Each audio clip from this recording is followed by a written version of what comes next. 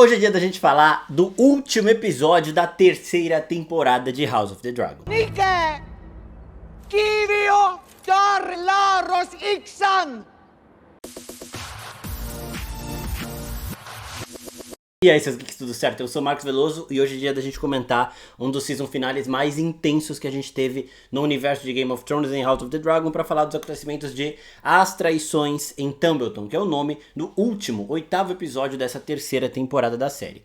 Antes disso, tem que avisar que tem spoilers. Se você ainda não viu o episódio, vai na HBO ou HBO Max, assiste e depois volta pra cá. E a quarta temporada já está confirmada. As filmagens devem começar talvez no começo do ano que vem. Ela está programada para chegar em 2028. Ano que vem, 2027, a gente vai ter mais uma temporada de Cavaleiro dos Sete Reinos. Dito tudo isso, bora falar do episódio, chega de enrolação. Bom, a gente vai deixar a Batalha de Tumbleton pro final, porque ela é a maior parte do episódio, né? Então vamos falar dos outros acontecimentos nesse comecinho. Primeiro ponto, a gente cravou uma teoria lá no Falar Morgulhos em relação a Alice Rivers. Se vocês não lembram, em um dos episódios que a gente fez lá pro meio da temporada, a gente levantou a possibilidade dela ser muito mais velha do que ela aparenta ser, porque era uma bruxa e tudo mais, e dela ser filha do Arryn o Negro, filha ou esposa do Arryn o Negro. A gente falou de filha especificamente, né? E aqui nesse episódio a gente tem a confirmação de que ela está viva desde aquela época, de que ela era mãe de uma criança quando Harrenhal foi queimado por Balerion, o dragão do Aegon o Conquistador. Então, pra quem não sabe essa história, quando o Aegon começa a conquista, ele chega em Harrenhal, que era governado por Arryn o Negro, que era o criador, o construtor do castelo, e era um cara bem amargurado e tudo mais. Ele era o Harrenhal.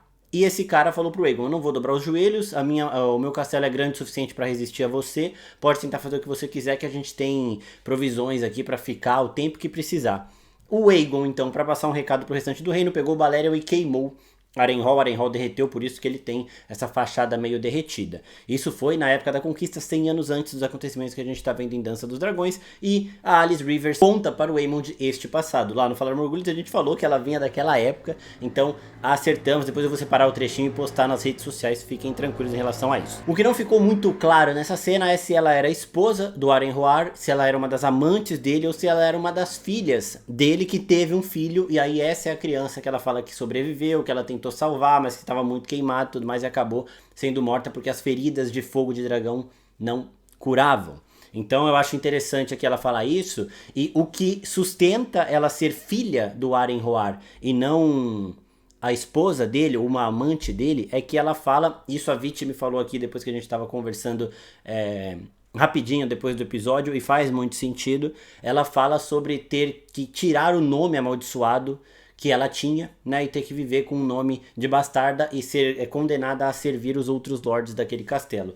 Para ela ter que tirar o nome, quer dizer que ela tinha o nome Roar, né? E para ela ter o nome Roar, muito provavelmente ela era filha do Harrenhal, não esposa, porque senão, se ela fosse esposa, ela poderia voltar ao nome da outra família, que era da família dela e tudo mais. Então, para ela se chamar Rivers, adotar Rivers, que é o nome dos bastardos da região de Riverlands, ela muito provavelmente era filha do Harrenhal, ela filha do Roar do Negro, provavelmente uma filha bastarda também, talvez legitimizada, talvez não, mas isso também a gente vai discutir mais no Falar Morgulhos. Ela explica porque que ela tá viva, porque ela usou todas as magias possíveis, né? Ela fala que trouxe os Maesters de todo lugar do mundo, então ela tinha condições de fazer isso. Ela era uma das donzelas aí de Harrenhal, uma das nobres de Harrenhal. E depois que os Maesters não resolveram as feridas dos filhos dela, ela foi buscar magias mais antigas dos primeiros homens, magias da região de Riverlands, das terras fluviais, e isso não salvou o filho dela, mas condenou ela a viver eternamente naquela região. Ela não pode sair de lá, talvez ela não consiga sair de lá, ou talvez se ela sair de lá ela acabe morrendo, não sei, porque talvez é isso que ela queira, então se fosse isso talvez ela tivesse saído. Várias coisas ainda ficam nebulosas aqui, mas a gente sabe agora que Alice Rivers era uma mulher nascida e que viveu na época da conquista de Aegon. Talvez esposa amante do Harrenhal, talvez filha e uma das herdeiras. Travada, tá? Eu não assisto outros conteúdos de House of the Dragon porque tem muita coisa pra fazer, porque eu adorava assistir antes de ser menos atarefado com as coisas da oficina e tudo mais, mas eu não vi ninguém falando sobre isso. A gente falou no Falar Morgulhos, então quem escuta o nosso podcast ouviu por lá. Outra coisa que um detalhezinho no começo desse episódio que a gente tem é da abertura. A abertura adiciona o retorno do Aegon e do Sunfyre. Então a gente vê no final, depois que mostra o Criston Cole caído e tudo mais, a gente vê o loirinho ali e um dragão atrás dele como se fosse fosse realmente um nascer do sol, o Aegon renascendo. Então ele foi escrito, né? Tá na tapeçaria da abertura que conta a história da Dança dos Dragões, o Aegon ressurgindo como uma espécie de enviado da fé realmente, e é assim que o povo vai idolatrá-lo neste momento. A partir daí, uma coisa da abertura que deixou muita gente confusa na semana passada é que tinha 2 verdes mortos e as pessoas acharam que era o Gwaine e o Daeron, né? Mas aquilo, como a Vit explicou no Falar Morgulhos, simbolizava apenas que haviam mortos dos 2 lados, não eram pessoas específicas, era a simbolização dos lados, porque antes de mostrar esses 2 verdes, mostram 2 do lado da Rhaenyra, do lado dos negros, então era só isso. O episódio começa com a Rhaenyra tendo um ataque de pânico porque viu que o Aegon está vivo, recebeu a notícia, né, o Aegon e o Sunfyre, e ela fala que o Sunfyre está voando. Isso é curioso, porque no livro ele demora um pouquinho mais para conseguir voar de novo. Eu nem lembro se ele chega a conseguir voar, porque os ferimentos que ele teve na asa foram muito graves, então ele meio que andava, ele dava uns pulos mais altos, batia um pouquinho e descia. Eu não lembro se ele chega a voar não, tá? Mas aqui a série mudou isso, ele se recuperou totalmente lá na possível brumação que ele passou, né, uma espécie de hibernação de um réptil e tudo mais, e agora tá conseguindo voar. Depois a gente vê em Harrenhal que ele realmente tá voando, porque o Aegon chega em Harrenhal com o Sunfyre voando tranquilamente, ele para, muito foda inclusive, então tá tudo certo com ele. Só que aqui a gente tem finalmente a Rhaenyra virando mais Daemon, né, que é o que faltava nela, virar um pouquinho mais parecida com o Daemon, porque depois que ela tem esse ataque de pânico, o Daemon coloca ela ali meio que no eixo, fala, ó, era isso que você precisava, essa é a sua aprovação, né, você tem que se provar neste momento, e você vai conseguir. E aí ela muda a postura, começa a governar de fato, dá ordens mais específicas, mais prudentes, ouvir mais o que o Daemon tinha a dizer. Se ela tivesse feito isso no começo, nada disso teria acontecido, mas aí a gente não teria também uma série com conflitos, que é o que a gente tem aqui. E aí ela começa a falar pra ele, ó, você vai pra Tumbleton, eu vou fazer não sei o que lá, alguns dragões vão me proteger, e aí depois que a gente conseguir localizar e caçar a Vhagar, lidar com Tumbleton e matar o Ormond, aí eu vou procurar o Aegon com a Syrax e vou acabar com ele eu mesma. A Syrax é um dragão mais velho do que o Sunfyre, então ela deveria ser maior. Só que pelo tamanho que a gente tem visto dos dois, eles são bem parecidos. O Sunfyre tem um pouco de experiência de combate com dragões maior do que a Syrax. A Syrax se envolveu na treta com o Robovelha, mas não deu muito certo pra ela. Assim como o Sunfyre se envolveu na treta com a Meleys e com a Vhagar e também não deu muito certo pra ele, né? Porém, ele é um dragão que já se recuperou totalmente, ele teve danos muito mais pesados. Foi uma batalha no ar e tudo mais, foi diferente, mas aqui teríamos uma briga realmente equilibrada se a Rhaenyra de fato fosse pra cima do Aegon. Por mais que eu prefira a Rhaenyra e a Syrax, acho que o Sunfyre e o Aegon venceriam essa treta, porque o Sunfyre ele é um dragão que ele tem especificado no livro também, que tem um crescimento impressionante, né? A Syrax também deveria ter isso, mas a série meio que esqueceu. Ela deveria ser muito maior do que ela é atualmente, mas o crescimento do Sunfyre a gente vê de fato acontecendo. A Rhaenyra começa a falar em Valyriano com o Daemon e isso é muito foda, mano. É muito, quando ela ameaça o Aegon ali em Valyriano, é muito bom. Então finalmente nós tivemos um pouco da Rhaenyra cruel do jeito que a gente tava pedindo. Não adianta você, que é torcedor da Rhaenyra, ficar agora em conflito, se lá na primeira e na segunda temporada vocês falavam, bota fogo em todo mundo e foda-se. Agora ela tá fazendo isso. Vai abandonar o barco? Vai virar casaca? Eu não vou. Aqui é Team Black pra sempre, entendeu? Pano pronto e tudo mais. Ela está fazendo o que a gente pediu pra ela fazer sempre. Ah, mas o Aegon tá muito foda. O Aegon deixava os bastardinhos dele morando lá na Baixada das Pulgas e assistia a rinha de criança que o povo deixava o dente afiado. Vocês lembram disso aí? Essas crianças que participavam dessas rinhas, inclusive alguns eram filhos bastardos dele, Aegon. Então não é esse santinho todo. O retorno dele no episódio passado foi muito foda. O que ele faz aqui com o Aemond também foi muito bom. Daqui a pouco a gente vai falar disso. Mas eu ainda continuo sendo Team Rhaenyra. Quero saber de vocês também. Agora vamos passar então para Harrenhal, para depois a gente ir para Tumbleton num geral. O Aemond tá lá, ele escuta um dragão voando ali, eu achei que era a Vhagar, mas ele vai ver o que que é.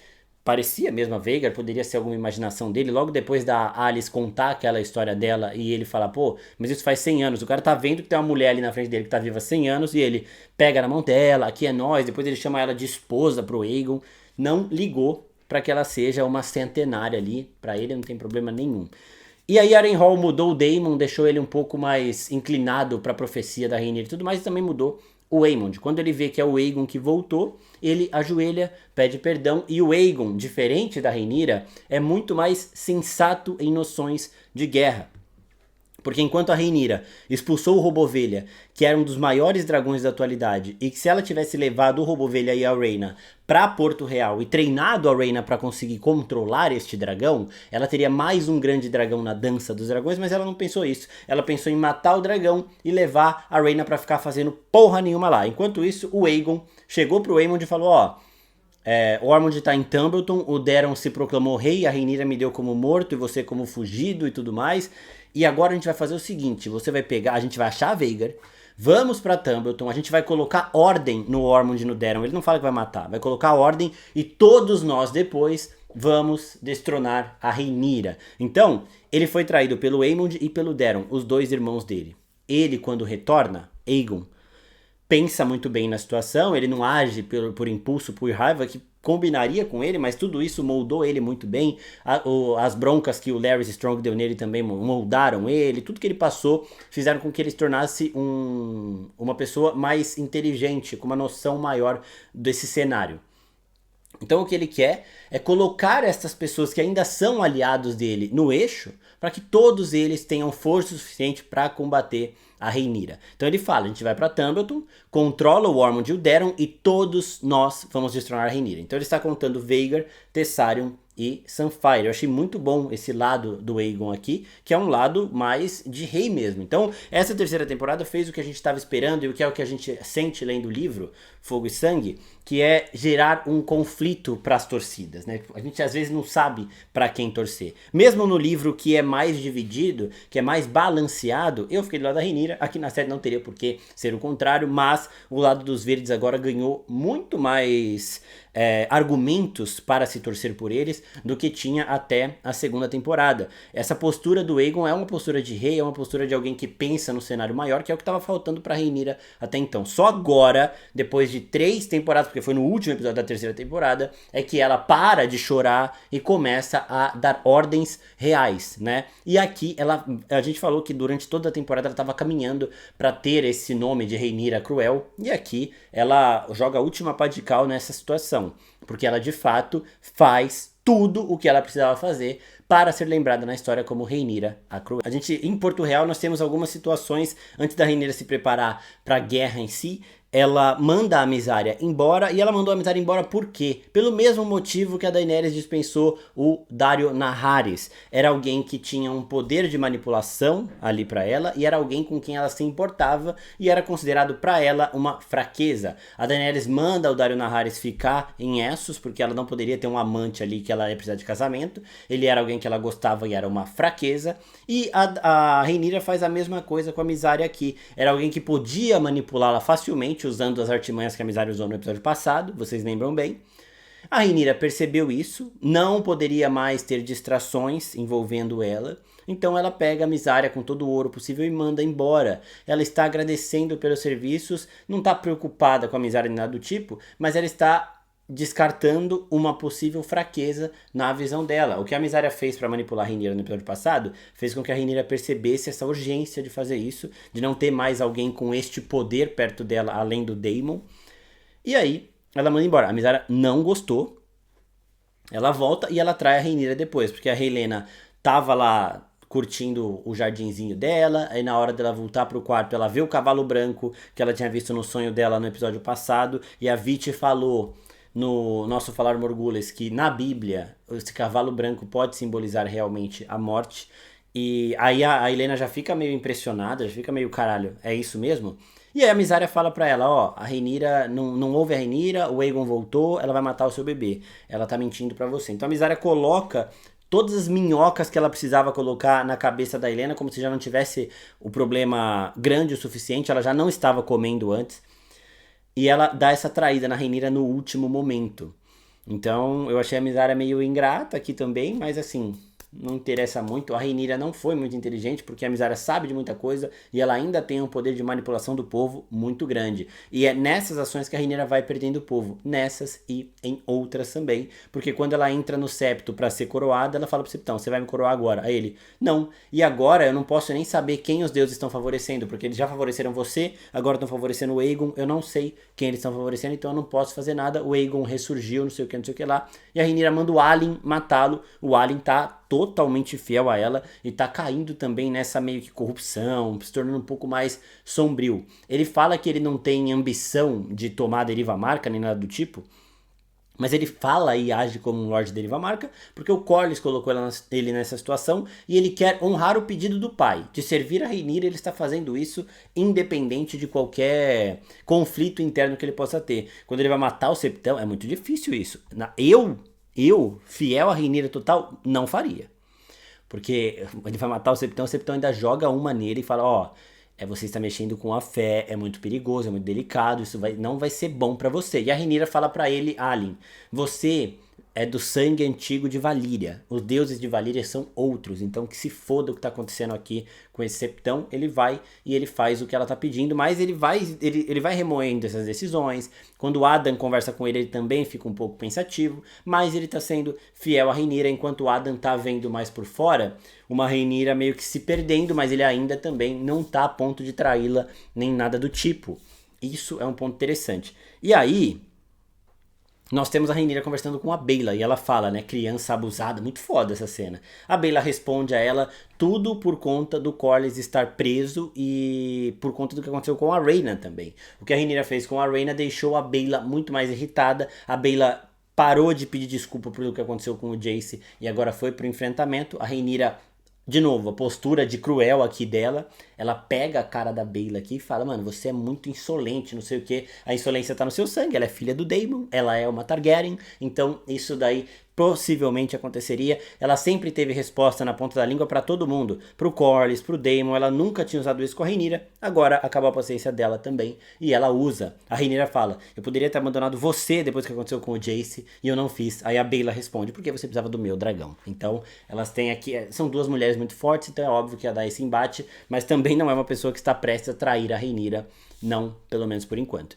E aí nós chegamos no discurso da Rhaenyra, um discurso muito potente, em que ela se coloca como Rhaenyra the Chosen, Rhaenyra a escolhida. E ela faz um discurso bem perigoso pro povo, né? Logo depois de matar o Septão, ela fala, we light the way, né? Que é a fé dos sete, fala isso, né? Nós iluminamos o caminho, é o que o Criston Cole falou no episódio passado lá, ou retrasado, no episódio retrasado. Quando ele venceu a primeira tretinha que teve antes dele tomar as flechadas, ele fala, we light the way. São os fanáticos da fé dos sete que falam isso. A Rhaenyra solta isso pra tentar trazer o povo pro lado dela. Mas aí nós temos os olhares, né? A gente tem o conselho da Rhaenyra, um olhando pro outro, falando, mano, isso tá bem perigoso, vocês estão vendo pra onde isso tá indo por um caminho que não tem volta. E aí a gente passa agora pra Tumbleton, o Daemon lá preparando a batalha, ele fala pros homens Stark, os homens de Riverlands, todo mundo ali, eu não quero o melhor de vocês, eu quero o pior. Só avançando porque isso daqui foi junto com o discurso da Rhaenyra e foi muito foda também. Agora vamos voltar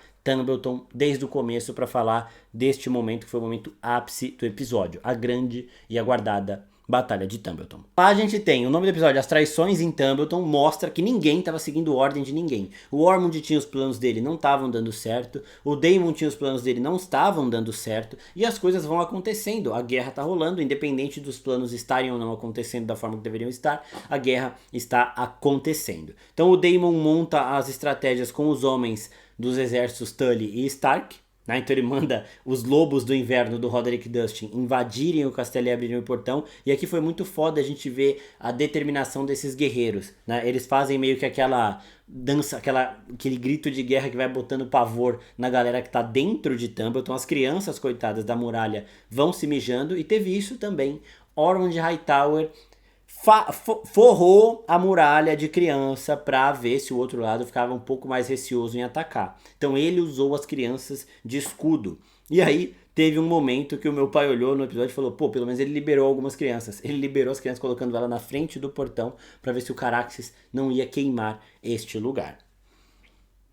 Então a gente vê falta de escrúpulos aqui dos dois lados, mas o Ormond pra mim é o mais inescrupuloso de todos. Ele usa quem e o que ele precisa usar pra ter os objetivos dele. Só que o Ulf tava lá dando uma zoada na Rhaenyra. Tinha um cara lá que não tava gostando desse papo dele, inclusive eu achei que esse cara ia envenenar o Ulf, né? Quando o Ulf sumiu eu falei, mano, o maluco envenenou ele tá caído num beco aí, se fudendo, né? Se tribuchando.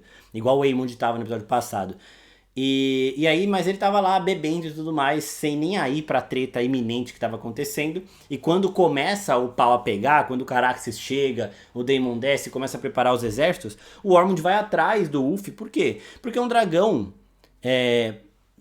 do Ormond é válido aqui. Ele pode usar o dragão na galera que tá fora. Quem não pode é a Rhaenyra. A Rhaenyra não pode queimar aliados dentro, né? Então pra ele era muito fácil, só que ele não acha o Ulf em lugar nenhum. E aí quando ele encontra o Ulf estava cagando, ele dormiu cagando, então ele tava lá aqui assim. Aí o Ormond entra, quase vomita por conta do cheiro, pega o Ulf na porrada e fala, vai montar a porra do seu dragão, não sei o que, não sei o que lá. E o Ulf conseguiu passagem porque as forças do Daemon achavam que ele era aliado. Tipo assim, ninguém nem viu a galera verde com ele, ou ignorou, sei lá, mas, ou ele passou por um lado que ninguém tava vendo, mas aí ele pega a asa prata e sai botando fogo em todo mundo, né? O Corlys olha assim e vai correndo pra dentro da treta pra avisar o Daemon que está acontecendo. Isso aqui foi o caos completo. Tá? Muita coisa aconteceu. E o Daemon não estaria nessa batalha de Tumbleton no livro, né? Eles mudaram muita coisa, então a gente nem precisa ficar usando muito o livro. Mais uma mudança que eu não gostei, mas aqui também não é tão significante a ponto de eu desgostar do episódio, é um detalhezinho só que em relação ao livro, que é no livro.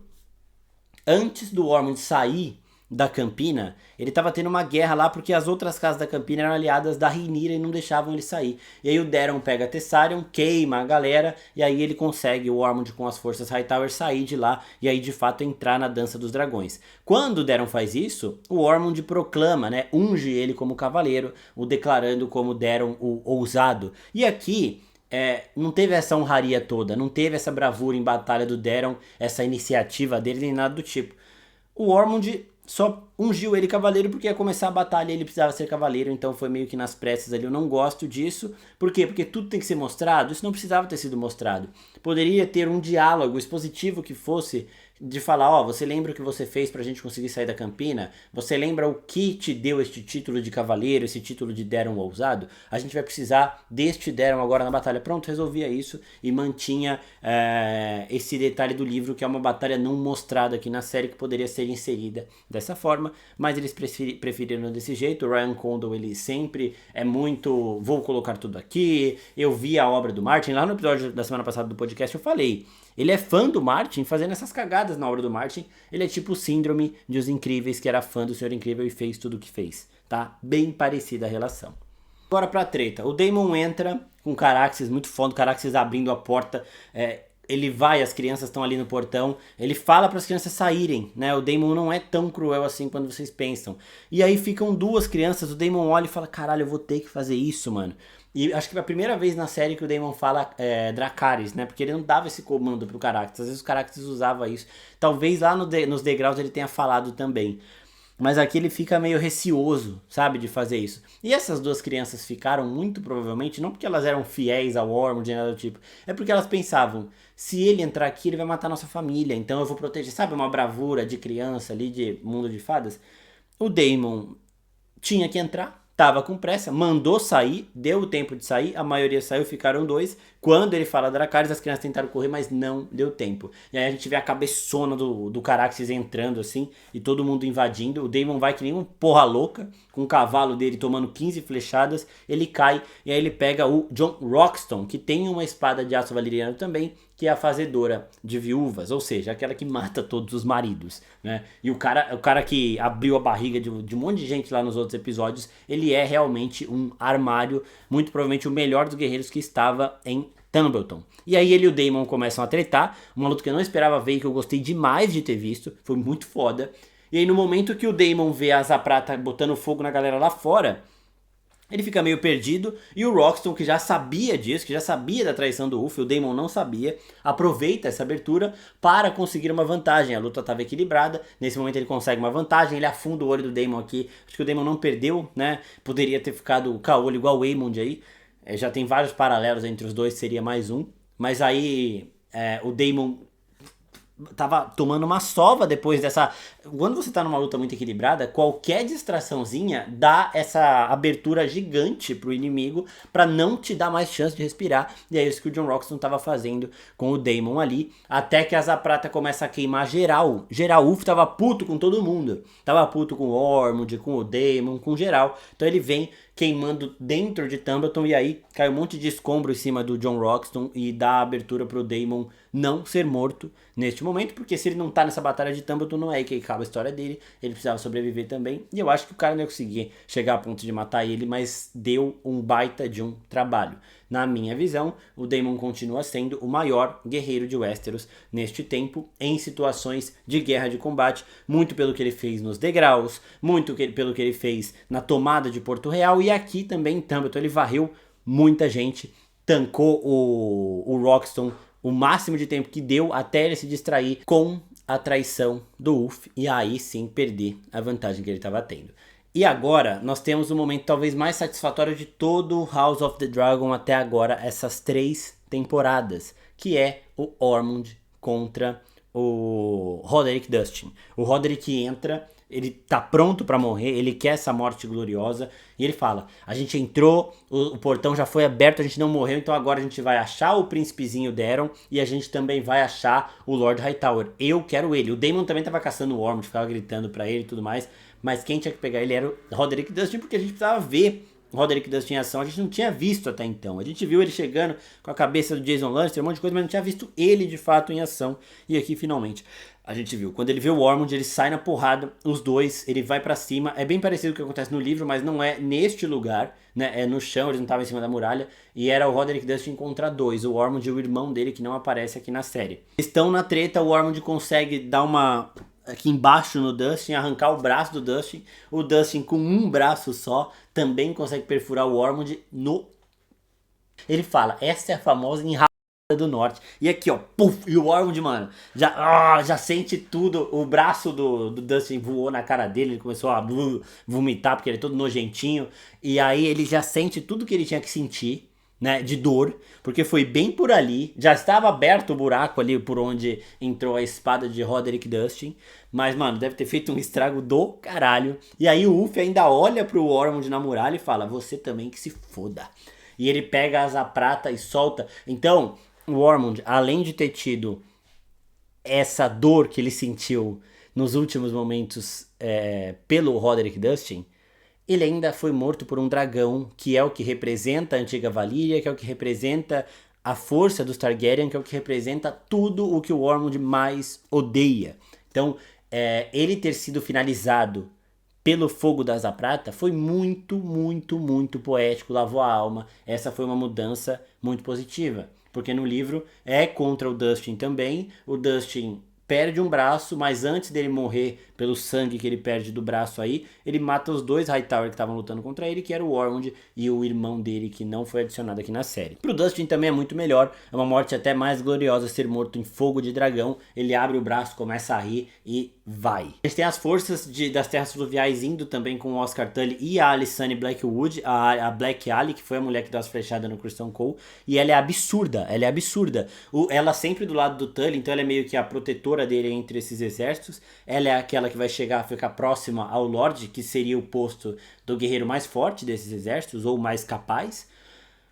E aí, mano, o Tully tá indo lá tal, e ele fala, ó, na esquerda. Ela já pega aqui no cavalo, bem do traque mesmo, e tal, já mata os caras que estão ali. Então achei bem da hora. A gente teve pouco dela, mas a gente teve o suficiente, pelo menos nessa temporada. Eu espero que na próxima tenhamos mais de Alysanne Blackwood. Uma coisa que eu achei meio loucura aqui também é que a Rhaenyra falou a profecia da Canção de Evu pra todo mundo, né? E aí, de novo, a galera acha que ela tá delirando, né? Porque é uma coisa que as pessoas não vão acreditar com facilidade dela ser essa escolhida e tudo mais, We Light the Way. Achei meio fanático aí da parte dela. Outro detalhe é que ela conta também pro Joffrey, e outro é que tem uma cena que todo mundo achou que era uma procissão com um caixão, com alguém morto, que o Alyn tava comandando, ele tava na frente com uma cara de triste, mas era só a Rhaenyra chegando lá na coroação dela, então não teve nada esse momento. Essa cena específica gerou muitas teorias e no final não foi nada do que as pessoas estavam pensando. Um momento que eu achei que a Mysaria teria o desfecho do Maelor, que é o bebezinho que nem vai chegar a nascer, o bebezinho que tá na barriga da Helena aí,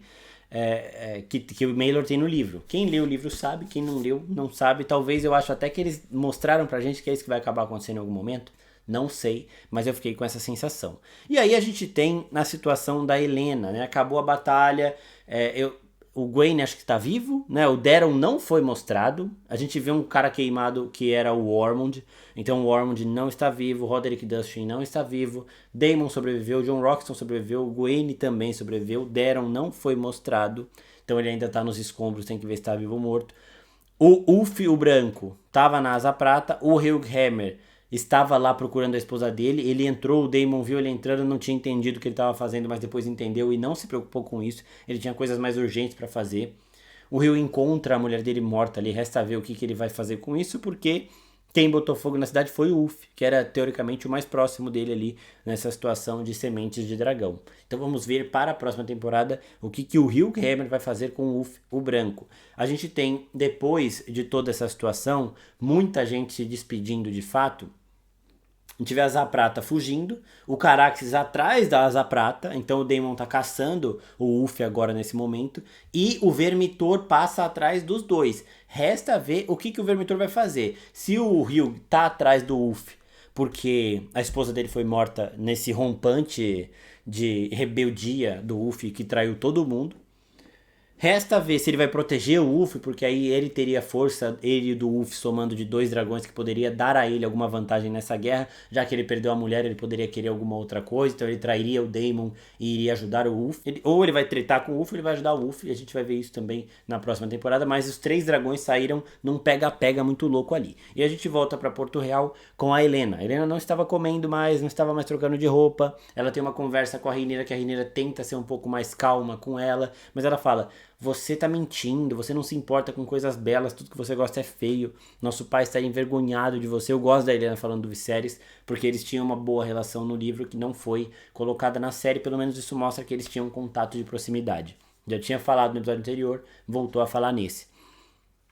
E a Rhaenyra cansa de falar com ela, cansa de ouvir ela sendo chamada lá de feia. É feia por dentro, aquele você é sombria, suas ações são ruins e tudo mais. E aí ela força a Helena a comer. Então ela manda os guardas pegarem a Helena e tacar sopa pra dentro. Ela não queria comer, ela não pode morrer. A Rhaenyra vai fazer isso porque ela quer reféns. Não é porque ela ama a irmã dela nem nada do tipo, ela quer um refém, que é a Helena e o bebê da Helena. Se esse bebê nasce e o Aegon agora tá vivo, ela pode falar pro Aegon: ó, teu filho tá aqui, se fizer alguma merda, acabou. Então é pra isso que a Rhaenyra quer que esse bebê nasça também. A Helena já sabe disso tudo, a gente falou das visões dela do episódio passado. Inclusive surgiu uma teoria aí na internet de que a Tessarion de que a Dreamfire estava diferente da vez que a gente vê ela na primeira temporada, porque era a Dreamfire da imaginação da Helena, dos sonhos da Helena, não a Dreamfire de fato. Ela não monta há muito tempo suficiente para esquecer a aparência. Eu acho que isso não faz muito sentido, porque você falar que um montador esqueceu a aparência do seu dragão, tendo passado, sei lá, pelo menos uns 10 anos com ele ali, eu acho meio forçado demais. Até porque a Helena, ela amava voar na Dreamfire em tempos de paz. Então eu acho que eles só mudaram o design mesmo, porque eles definiram que no universo da série, os ovos do Drogon, Viserion e Rhaegal da Daenerys lá, não seriam da Dreamfire, sim da Syrax. Eles chegaram a falar disso lá na época da primeira temporada, quando aparece aqueles 4 ovos da Syrax que o Daemon pegou. Chegaram a dar entrevista, e se eu não me engano, tá gente, eu não tô confirmando nada, falando que no mundo da série os dragões da Daenerys vêm de ovos da Syrax, enquanto no livro vem de ovos da Dreamfire, tá? Isso pode ser uma confirmação ou não, eu lembro vagamente disso, depois eu pesquiso pra confirmar. E aí, voltando pra Helena, a Elinda Messer também tá meio perdida com tudo que a Rhaenyra tá fazendo, e ela sempre foi a mais fiel à Rhaenyra aqui.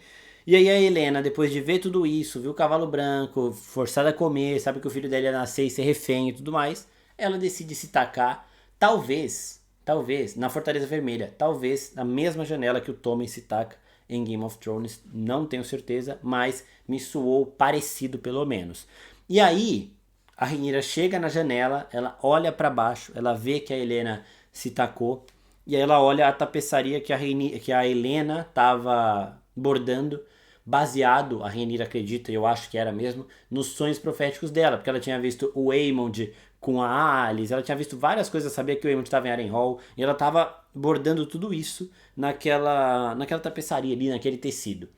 E aí ela se borda caindo, a Rhaenyra vê isso, vê que se concretizou, e depois ela borda a Rhaenyra sentada no trono de ferro, forrada de sangue, sangrando pelas mãos dela, sangrando tudo. E nesse momento a Rhaenyra não liga de ter perdido a irmã, de ter perdido uma filha do Viserys ali. alguém que era doce e tudo mais, ela vê que a Helena ter pintado, ter bordado ela como rainha é a validação de tudo que ela, de tudo que ela esperava, de tudo que ela precisava. Ela perdeu 2 filhos por esse trono, 3 filhos se a gente contar a Visenya, que também era filha dela, acabou nascendo prematura porque quando ela recebe a notícia de que o trono dela foi usurpado pelo Aegon, então ela perdeu 3 filhos por isso. Até a fala dela com o Joffrey é mais seca, talvez para ela não tem na imaginação dela, se eu for mais seca com ele, caso eu perca ele, eu não vou sentir tanto. E ela joga a profecia para todo mundo também para isso, né? Já pensando nessa possibilidade. E não é que ela não se importe com o Joffrey quanto ela se importava com os outros. Ela falando muito mais dura com ele do que ela falava com o Jace e com o Luke. É justamente ela se enganando em relação a isso. Porque quando o Joffrey tá dormindo, ela vai lá no quarto dele todas as noites, ela fica lá olhando ele, ela tem esse olhar de pesar e tudo mais, então é diferente, tá? Ela só não quer, ela quer se enganar fingindo que ela está se distanciando do filho dela para caso aconteça algo com ele, ela não se importar tanto, sabe? Ou não sofrer tanto, digamos assim. Então, basicamente, esse episódio é isso, é um bom episódio, na minha opinião, o terceiro melhor episódio da temporada, atrás apenas dos 2 primeiros, tá? Um bom final de temporada. Vamos falar mais disso no Falar Morgulhas, mas dessa vez a gente vai atrasar um pouquinho. Ele não vai ser gravado na segunda-feira por conta de motivos pessoais meus e da Vit. A gente vai gravar na terça, só que a gente vai gravar na terça mais cedo, e eu vou tentar publicar na terça mesmo, lá por volta das 7, 8 horas da noite. Então, ao invés do episódio do Falar Morgulhas sair 11h15 da manhã, que é o que ele estava saindo durante toda essa temporada, ele vai sair na terça-feira, eu espero, mas à noite, umas 7, 8 horas. Eu e a Vit vamos tentar gravar cedo. Se a gente conseguir gravar de manhãzinha, maravilha. A gente consegue postar ele esse por volta das 6, 7 horas. Se não, se ficar mais pra tarde, a gente posta na quarta-feira, 11h15 da manhã, mantendo o horário, mudando o dia. Então, desse horário não vai passar, tá? Quarta, 11h15, o pessoal que gosta do Falar Morgulhas, que é o nosso melhor podcast que dá mais audiência, principalmente nos agregadores de áudio, Spotify e tudo mais, mas aqui no YouTube também é uma maravilha. Então, muito obrigado a todo mundo que acompanhou a gente nessa jornada. Vai ter mais vídeo falando dessa temporada, falando de coisas do futuro, de House of the Dragon, do mundo de Game of Thrones. Tem uma peça do Rei Louco acontecendo nesse momento, que revela várias coisas que o livro insinua. Tem também Cavaleiro dos Sete Reinos voltando em 2027. E tem o filme da Conquista de Aegon, que ganhou novidades essa semana. Então vamos falar de tudo isso. E já vai ter resumo de Anéis de Poder nessa semana. Vamos fazer preparação para as outras séries que estão por vir ainda em 2026. Séries e filmes, porque teremos Avengers Doomsday, temos Duna parte 3 e tudo mais. Então, muito obrigado a todo mundo que acompanhou nessa jornada de House of the Dragon. Teremos mais House of the Dragon aqui no canal, teremos mais coisas do mundo de Gelo e Fogo e de outros universos de cultura pop. Então, se você ainda não é inscrito, se inscreve no canal, curte aqui, dá o hypar também, por favor, que ajuda bastante. Até a próxima, pessoal. Tchau, tchau.